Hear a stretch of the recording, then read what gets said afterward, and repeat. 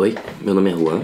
Eu quero começar com vocês um projeto aqui de leitura, um audiolivro da série Harry Potter. Eu tô fazendo essa gravação porque eu procurei na internet antes. Não sei agora, faz um tempo já. E todos os livros da série completa eu só achei em inglês.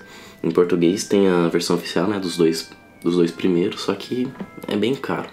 Então eu vou fazer essa versão gratuita. Então, se você quiser baixar o MP3 que eu vou disponibilizar aqui embaixo para escutar no ônibus, ou então acompanhar comigo no vídeo mesmo, eu tô fazendo isso para quem não gosta de ler ou quem não tem tempo para ficar lendo, gosta de fazer 2, 3 coisas ao mesmo tempo, ou sei lá, para dormir, que seja, você que decide. Cada vídeo eu vou fazer com um capítulo do livro, a partir do segundo vídeo vai ser direto no capítulo, e fazer o mais conciso possível. Então vamos lá começar. Harry Potter e a Pedra Filosofal, capítulo 1 de 17. Capítulo 1. O menino que sobreviveu. O senhor e a senhora Dursley, da Rua dos Alfeneiros número 4, se orgulhavam de dizer que eram perfeitamente normais. Muito bem, obrigado. Eram as últimas pessoas no mundo que se esperaria que se metessem em alguma coisa estranha ou misteriosa, porque simplesmente não compactuavam com esse tipo de bobagem. O Sr. Dursley era diretor de uma firma chamada Grunnings, que fazia perfurações. Era um homem alto e corpulento, quase sem pescoço, embora tivesse enormes bigodes. A Sra. Dursley era magra e loura e tinha um pescoço quase 2 vezes mais comprido que o normal, o que era muito útil porque ela passava grande parte do tempo espichando-o por cima da cerca do jardim para espiar os vizinhos. Os Dursley tinham um filhinho chamado Dudley, o Duda, e em sua opinião não havia garoto melhor em nenhum lugar do mundo. Os Dursley tinham tudo o que queriam, mas tinham também um segredo, e seu maior receio era que alguém o descobrisse. Achavam que não iriam aguentar se alguém descobrisse a existência dos Potter. A senhora Potter era irmã da senhora Dursley, mas não se viam há muitos anos. Na realidade, a senhora Dursley fingia que não tinha irmã, porque esta e o marido imprestável era o que havia de menos parecido possível com os Dursley. Eles estremeciam só de pensar o que os vizinhos iriam dizer se os Potter aparecessem na rua. Os Dursley sabiam que os Potter tinham um filhinho também, mas nunca o tinham visto. O garoto era mais uma razão para manter os Potter à distância. Eles não queriam que Duda se misturasse com uma criança daquelas.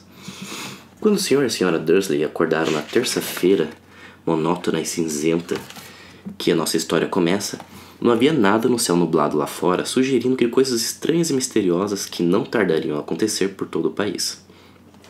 O Sr. Dursley cantarolava a escolher a gravata mais sem graça do mundo para ir trabalhar, e a Sra. Dursley fofocava alegremente enquanto lutava para encaixar um Duda aos berros na cadeirinha alta. Nenhum deles reparou em uma coruja parda que passou batendo asas pela janela. Às 8h30, o Sr. Dursley apanhou a pasta, deu um beijinho no rosto da Sra. Dursley e tentou dar um beijo de despedida em Duda, mas não conseguiu, porque na hora Duda estava tendo um acesso de raiva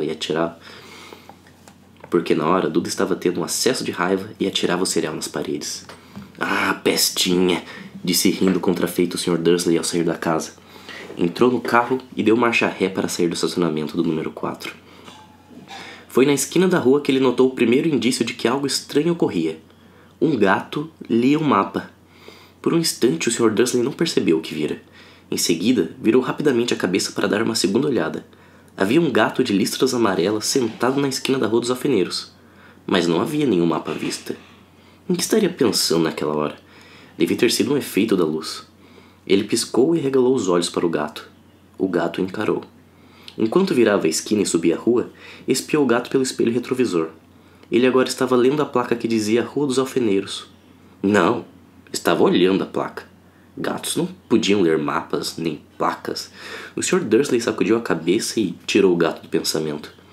Durante o caminho para a cidade, ele não pensou em mais nada, exceto no grande pedido de brocas que tinha esperança para receber naquele dia. Mas, ao sair da cidade, as brocas foram varridas da sua cabeça por outra coisa. Ao parar no costumeiro engarrafamento matinal, não pôde deixar de notar que havia uma quantidade de gente estranhamente vestida andando pelas ruas. Gente com capas largas. O Sr. Dursley não tolerava gente que andava com roupas ridículas, os trapos que se viam nos jovens. Imaginou que aquilo fosse uma nova moda idiota. Tamborilou os dedos no volante e seu olhar recaiu em um grupinho de excêntricos parados bem perto dele. cochichavam excitados. O Sr. Dursley se irritou ao ver que algum deles nem eram jovens. Ora, aquele homem devia ser mais velho do que ele, e usava uma capa verde esmeralda. Que petulância! Mas então ocorreu ao Sr. Dursley que se tratava provavelmente de alguma promoção boba. Essas pessoas estavam obviamente arrecadando alguma coisa. Devia ser isso. O tráfego avançou e alguns minutos depois, o Sr. Dursley chegou ao estacionamento da Grunnings, o pensamento de volta às brocas. O Sr. Dursley sempre sentava de costas para a parede em seu escritório no 9º andar. Se não o fizesse, talvez tivesse achado mais difícil se concentrar em brocas aquela manhã. Ele não viu as corujas que voavam velozes em plena luz do dia. Embora as pessoas na rua as vissem, elas apontavam e se espantavam enquanto coruja atrás de coruja passava no alto. A maioria jamais vira uma coruja mesmo à noite. O Sr. Dursley, porém, teve uma manhã perfeitamente normal, sem corujas. Gritou com 5 pessoas diferentes, deu vários telefonemas importantes e gritou mais um pouco. Estava de excelente humor até a hora do almoço, quando pensou em esticar as pernas e atravessar a rua para comprar um pãozinho doce na padaria de fronte. Esquecera completamente as pessoas de capas, até passar por um grupo delas próximo à padaria. Olhou-as com raiva ao passar. Não sabia o porquê, mas elas o deixavam nervoso. Essas cochichavam agitadas também, mas ele não viu nenhuma latinha de coleta. Foi ao passar por elas na volta, levando uma grande rosca açucarada em um saco, que entreouviu algumas palavras do que diziam. Ah, os Potter! É verdade, foi o que eu ouvi. O filho deles, Harry. O Sr. Dursley parou de repente. O medo invadiu-o. Virou a cabeça para olhar as pessoas que cochichavam como se quisesse dizer alguma coisa, mas pensou melhor. Atravessou a rua depressa, correu para o escritório, disse rispidamente à secretária que não incomodasse. Agarrou o telefone e quase terminara de discar o número de casa, quando mudou de ideia. Pôs o fone no gancho e alisou os bigodes, pensando.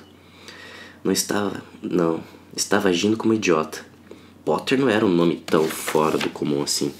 Tinha certeza de que havia muita gente chamada Potter com um filho chamado Harry. Pensando bem, nem sequer tinha certeza de que o sobrinho tivesse o nome Harry. Jamais vira o menino. Talvez fosse Ernesto ou Eduardo. Não tinha sentido preocupar a Sra. Dursley. Ela sempre ficava tão perturbada à simples menção da irmã. Não a culpava, se ele tivesse uma irmã como aquela. Mas mesmo assim, aquelas pessoas de capas... Achou bem mais difícil se concentrar nas brocas naquela tarde. E quando deixou o edifício às 5 horas, continuava tão preocupado que deu encontrão com alguém parado ali à porta. Desculpe, murmurou quando o velhinho cambaleou e quase caiu. Levou alguns segundos até o Sr. Dursley perceber que o homem estava usando uma capa roxa. Não parecia nada aborrecido por ter sido quase jogado ao chão. Ao contrário, seu rosto se abriu em um largo sorriso, e ele disse numa voz esganiçada que fez todos os passantes olharem. Não precisa pedir desculpas, caro senhor, porque nada poderia me aborrecer hoje. Alegre-se porque você sabe quem finalmente foi-se embora. Até trouxas como o senhor deviam estar comemorando um dia tão feliz. E o velho abraçou o Sr. Dursley pela cintura e se afastou. O Sr. Dursley ficou pregado no chão. Fora abraçado por um completo estranho, e também achava que fora chamado de trouxa, o que quer que isso quisesse dizer. Estava abalado. Correu para o carro e partiu para casa, esperando que estivesse imaginando coisas. O que nunca esperara que fizesse, porque não aprovava a imaginação. Quando entrou no estacionamento do número 4, a primeira coisa que viu, e isso não melhorou seu estado de espírito, foi o gato listrado que notara aquela manhã. Agora ele estava sentado no muro do jardim. Tinha certeza que era o mesmo. As marcas em volta dos olhos eram as mesmas. Chispa! Disse o Sr. Dursley em voz alta. O gato não se mexeu. Apenas lançou-lhe um olhar severo. Será que isto era um comportamento normal para um gato? Pensou o Sr. Dursley. Continuava decidido a não comentar nada com a esposa. A Sra. Dursley tivera um dia normal e agradável. Contou-lhe durante o jantar os problemas da senhora ao lado com a filha e ainda que Duda aprendera uma nova palavra. Nunca. O Sr. Dursley tentou agir normalmente.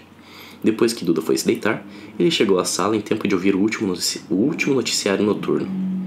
E por último, os observadores de pássaros em todas as partes registraram que as corujas do país se comportaram de forma muito estranha hoje. Embora elas normalmente caçem à noite e raramente apareçam à luz do dia, centenas desses pássaros foram vistos hoje voando em todas as direções desde o alvorecer.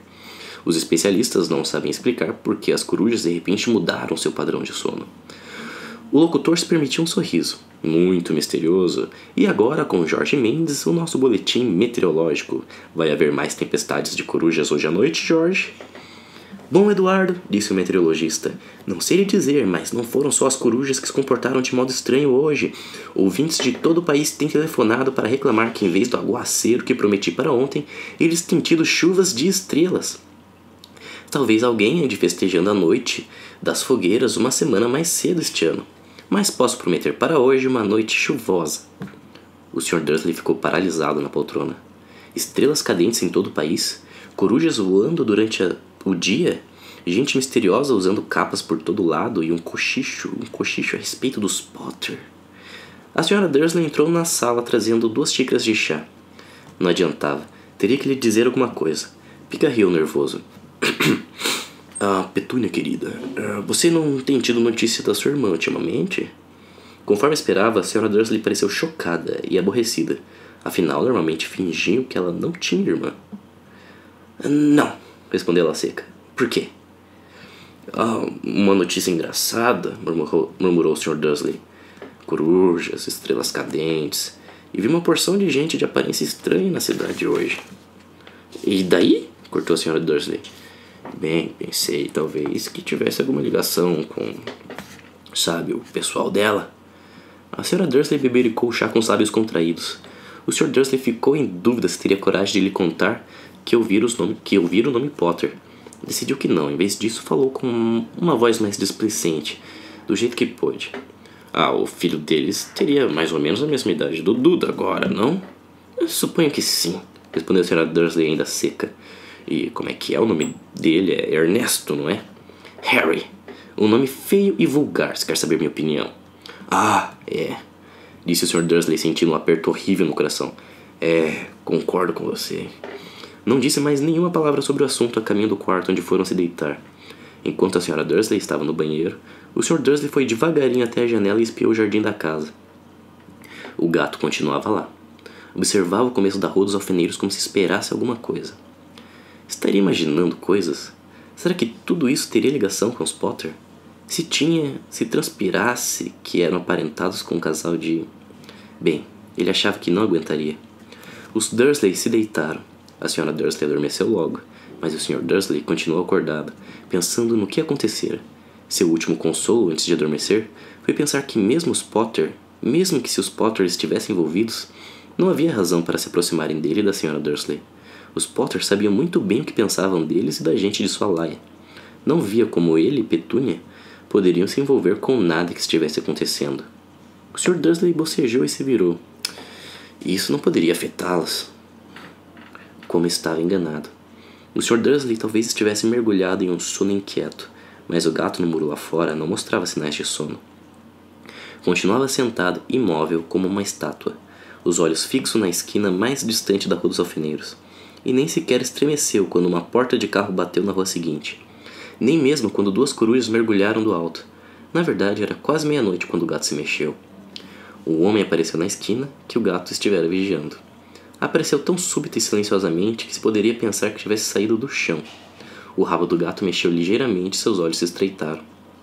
Ninguém jamais vislumbrara nada parecido com este homem na Rua dos Alfeneiros. Era alto, magro e muito velho, ao jogar pelo prateado de seus cabelos e de sua barba, suficientemente longos para prender no cinto. Usava vestes longas, uma capa púrpura que arrastava pelo chão e botas com saltos altos e fivelas. Seus olhos azuis eram claros, luminosos e cintilantes por trás dos óculos, em meia lua, e o nariz muito comprido e torto, como se o tivesse quebrado pelo menos 2 vezes. O nome dele era Alvo Dumbledore. Alvo Dumbledore não parecia ter consciência de que acabara de pisar numa rua onde tudo, desde o seu nome às suas botas, era mal visto. Estava ocupado apalpando a capa, procurando alguma coisa, mas parecia ter consciência de que estava sendo vigiado, porque ergueu a cabeça de repente para o gato, que continuava a fixá-lo da outra ponta da rua. Por algum motivo, a visão do gato pareceu diverti-lo. Deu uma risada e murmurou: eu devia ter imaginado. Encontrou o que procurava no bolso interior da capa. Parecia um isqueiro de prata. Abriu-o, ergueu-o no ar e o acendeu. O lampião da rua mais próximo apagou-se com um estalido seco. Ele o acendeu de novo. O lampião seguinte piscou e apagou. 12 vezes ele acionou o apagueiro, até que as únicas luzes acesas na rua toda eram 2 pontinhos minúsculos ao longe, os olhos do gato que o vigiava. Se alguém espiasse pela janela agora, até a Sra. Dursley, de olhos de contas, não conseguiria ver nada que estivesse acontecendo na calçada. Dumbledore tornou a guardar o apagueiro na capa e saiu caminhando pela rua em direção ao número 4, onde se sentou no muro ao lado do gato. Não olhou para o bicho, mas, passado algum tempo, dirigiu-se a ele. Imagine encontrar a senhora aqui, professora Minerva McGonagall. E virou-se para sorrir para o gato, mas este desaparecera. Ao invés dele, viu-se sorrindo para uma mulher de aspecto severo, que usava óculos de lentes quadradas exatamente no formato das marcas que o gato tinha em volta dos olhos. Ela também usava uma capa esmeralda, trazia os cabelos negros presos num coque apertado e parecia decididamente irritada. Como soube que era eu? Perguntou. Minha cara professora, nunca vi um gato se sentar tão duro. O senhor estaria duro se estivesse passado o dia todo sentado em um muro de pedra, respondeu a professora Minerva. O dia todo? Quando podia estar comemorando? Devo ter passado por mais de 10 festas e banquetes a caminho daqui. A professora fungou aborrecida. Sim, vi que todos estão comemorando, disse impaciente. Era de esperar que fossem um pouco mais cautelosos, mas não. Até os trouxas notaram que alguma coisa estranha estava acontecendo. Deu no telejornal. Ela indicou com a cabeça a sala de estar dos Dursley. Eu ouvi. Bando de corujas. Estrelas cadentes. Ora, eles não são completamente idiotas. Não podiam deixar de notar alguma coisa. Estrelas cadentes em Kent? Aposto que foi coisa de Dégalo Diggle. Ele nunca teve muito juízo. Você não pode culpá-los, ponderou Dumbledore, educadamente. Temos tido muito pouco que comemorar nos últimos 11 anos. Eu sei disso, retrucou a professora mal-humorada, mas não é razão para perdermos a cabeça. As pessoas estão sendo completamente descuidadas, saem às ruas em plena luz do dia sem nem ao menos vestir roupa de trouxa e espalham boatos. De esguelha lançou um olhar atento a Dumbledore, como se esperasse que ele dissesse alguma coisa. Mas ele continuou calado. Por isso ela recomeçou. Ia ser uma graça se no próprio dia em que você sabe quem parece ter finalmente ido embora, os trouxas descobrissem a nossa existência. Suponho que ele realmente tenha ido embora, não é, Dumbledore? Parece que não há dúvida. Temos muito o que agradecer. Aceita um sorvete de limão? Um o quê? Um sorvete de limão é uma espécie de doce dos trouxas que sempre gostei muito. Não, obrigada, disse a professora Minerva com frieza, como se não achasse que o momento pedia sorvetes de limão. Mesmo que você sabe quem tenha ido embora. Minha cara professora, com certeza uma pessoa sensata como a senhora pode chamá-lo pelo nome. Toda essa bobagem de você sabe quem, há 11 anos vinham tentando convencer as pessoas a chamá-lo pelo nome que recebeu. Voldemort. A professora franziu a cara, mas Dumbledore, que estava separando 2 sorvetes de limão, parecia não reparar. Tudo fica tão confuso quando todos não param de dizer você sabe quem. Nunca vi. Tudo fica tão confuso quando todos não param de dizer você sabe quem. Nunca vi nenhuma razão para ter medo de dizer o nome de Voldemort. Sei que não vê, disse a professora, parecendo meio exasperada, meio admirada. Mas você é diferente. Todo mundo sabe que o único de quem você sabe... está bem, de quem Voldemort tem medo. Isto é um elogio, disse Dumbledore calmamente. Voldemort tinha poderes que nunca tive. Só porque você é muito, bem, nobre para usá-los. É uma sorte estar escuro. Nunca mais corei assim desde que Madame Pomfrey me disse que gostava dos meus abafadores de orelhas novos. A professora Minerva lançou um olhar severo a Dumbledore e disse: As corujas não são nada comparadas aos boatos que correm. Sabe o que todos estão dizendo? Por que ele foi embora? Que foi o que finalmente o deteve? Aparentemente, a professora Minerva chegara ao ponto que estava ansiosa para discutir. A verdadeira razão pela qual estivera esperando o dia todo em cima de um muro frio e duro. Porque, nem como gato, nem como mulher, ela fixara antes um olhar tão penetrante em Dumbledore como agora. Era óbvio que, seja o que fosse que todos estavam dizendo, ela não iria acreditar até que Dumbledore confirmasse ser verdade. Dumbledore, porém, estava escolhendo mais um sorvete de limão e não respondeu. O que estão dizendo? Continuou ela. É que na noite passada, Voldemort apareceu na Godric's Hollow e foi procurar os Potter. O boato é que Lily e Tiago Potter estão mortos. Dumbledore fez que sim com a cabeça. A professora Minerva perdeu o fôlego. Lilian, Tiago, não posso acreditar. Não quero acreditar. Alvo. Dumbledore estendeu a mão e deu-lhe um tapinha no ombro. Eu sei, disse deprimido. A voz da professora Minerva tremeu ao prosseguir. E não é só isso, estão dizendo que ele tentou matar o filho dos Potter, Harry, mas não conseguiu matar o garotinho. Ninguém sabe o porquê, nem o como, mas estão dizendo que na hora que não pôde matar Harry Potter por alguma razão. O poder de Voldemort desapareceu e é por isso que ele foi embora. Dumbledore concordou com a cabeça séria. É verdade? Gaguejou a professora.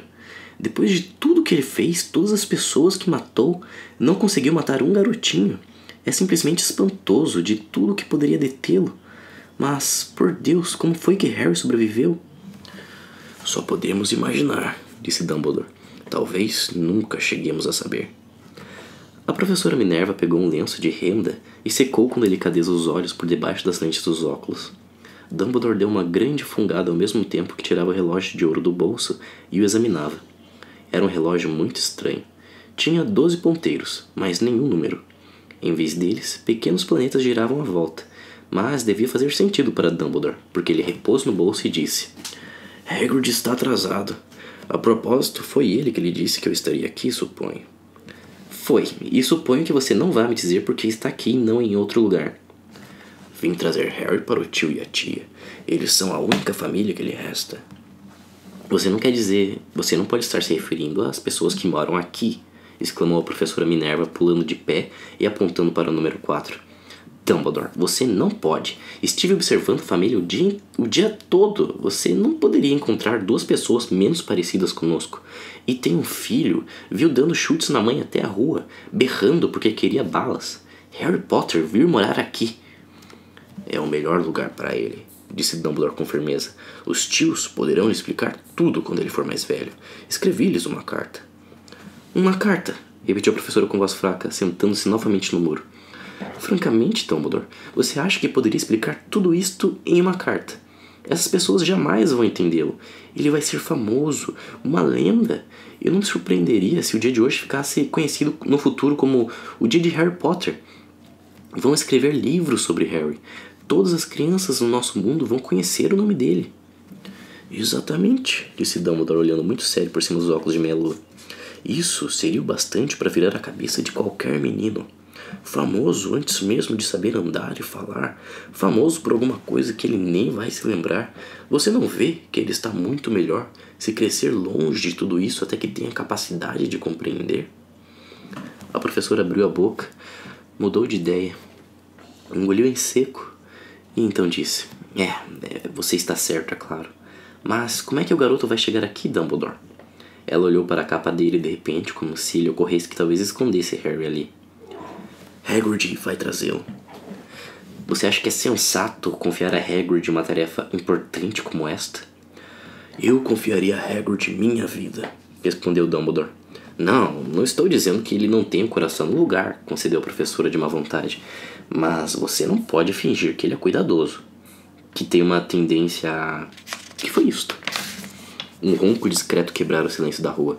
Foi aumentando cada vez mais enquanto eles olhavam para cima e para baixo da rua à procura de um sinal de farol de carro.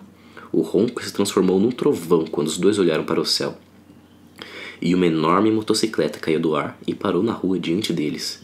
Se a motocicleta era enorme, não era nada comparada ao homem que montava de lado. Era quase 2 vezes mais alto do que um homem normal, e pelo menos 5 vezes mais largo. Parecia simplesmente grande demais para existir, e tão selvagem, emaranhados de barba e cabelos negros, longos e grossos, escondiam a maior parte do seu rosto. As mãos tinham o tamanho de uma lata de lixo, e os pés calçados com botas de couro pareciam filhotes de golfinhos. Em seus braços imensos e musculosos ele segurava um embrulho de cobertores. Hagrid! Exclamou Dumbledore, parecendo aliviado. Finalmente! E onde foi que arranjou a moto? Pedi emprestada, professor Dumbledore, respondeu o gigante, desmontando cuidadosamente da moto ao falar. O jovem Sirius me emprestou. Trouxe ele, professor. Não teve nenhum problema? Não, senhor. A casa ficou quase destruída, mas consegui tirá-la inteiro antes que os trouxas invadissem o lugar. Ele dormiu quando estávamos sobrevoando Bristol. Dumbledore e a professora Minerva curvaram-se para o embrulho de cobertores. Dentro, apenas visível, havia um menino, que dormia sono solto. Sob uma mecha de cabelos muito negros, caída sobre a testa, eles viram um corte curioso. Tinha a forma de um raio. Foi aí que... sussurrou a professora. Foi, confirmou Dumbledore. Ficará com a cicatriz para sempre. Será que você não poderia dar um jeito, Dumbledore? Mesmo que pudesse, eu não faria. As cicatrizes podem vir a ser úteis. Tem uma acima do joelho esquerdo que é o mapa perfeito do metrô de Londres.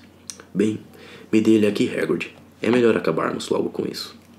Dumbledore recebeu Harry nos braços e virou-se para a casa dos Dursley. Será que eu podia me despedir dele, professor? Perguntou Hagrid. Ele curvou a enorme cabeça descabelada para Harry e lhe deu o que deve ter sido um beijo muito áspero e peludo. Depois, sem aviso, Hagrid soltou um uivo como de um cachorro ferido. Psst, sibilou a professora Minerva. Você vai acordar os trouxas? Desculpe, soluçou Hagrid, puxando um enorme lenço sujo e escondendo a cara nele. Mas não consigo suportar Lilian e Tiago mortos e o coitadinho do Harry ter de viver com os trouxas. É muito triste, mas controle-se, Hagrid, ou vão nos descobrir. Sussurrou a professora, dando uma palmadinha desajeitada no braço de Hagrid, enquanto Dumbledore saltava a mureta de pedra e se dirigia à porta da frente. Depositou Harry devagarinho no batente, tirou uma carta da capa, meteu entre os cobertores do menino e em seguida voltou para a companhia dos dois. Durante 1 minuto inteiro, os três ficaram parados olhando para o embrulhinho. Os ombros de Hagrid sacudiram, os olhos da professora Minerva piscaram loucamente e a luz cintilante que sempre brilhava nos olhos de Dumbledore parecia ter se extinguido. Bem, disse Dumbledore finalmente. Acabou-se. Não temos mais nada a fazer aqui. Já podemos nos reunir aos outros para comemorar. Disse Hagrid com a voz muito abafada. Vou devolver a moto de Sirius. Boa noite, professora Minerva. Professor Dumbledore. Enxugando os olhos na manga da jaqueta, Hagrid montou na moto e acionou o motor com pontapé. Com um rugido, ela levantou o voo e desapareceu na noite. Nos veremos em breve, espero, professora Minerva, falou Dumbledore com aceno da cabeça. A professora Minerva soou o nariz em resposta. Dumbledore se virou e desceu a rua. Na esquina, parou e puxou o apagueiro. Deu um clique e 12 esferas de luz voltaram aos lampiões, de modo que a Rua dos Alfeneiros de repente iluminou-se com uma claridade laranja, e ele divisou o gato listrado se esquivando pela outra ponta da rua. Mal dava para enxergar o embrulhinho de cobertores no batente do número 4. Boa sorte, Harry, murmurou ele, girou nos calcanhares e, com movimento de capa, desapareceu. Uma brisa arrepiou as cercas bem cuidadas da Rua dos Alfeneiros, silenciosas e quietas sob o negror do céu. O último lugar do mundo em que alguém esperaria que acontecessem coisas espantosas. Harry Potter virou-se dentro dos cobertores sem acordar. Sua mãozinha agarrou a carta ao lado, mas ele continuou a dormir, sem saber que era especial, sem saber que era famoso, sem saber que iria acordar dentro de poucas horas com o grito da Sra. Dursley ao abrir a porta da frente para pôr as garrafas de leite do lado de fora. Nem que passaria as próximas semanas levando cutucões e beliscões do primo Duda. Ele não podia saber que, neste mesmo instante, havia pessoas se reunindo em segredo em todo o país, que erguiam os copos e diziam com vozes abafadas: Ah, Harry Potter, o menino que sobreviveu.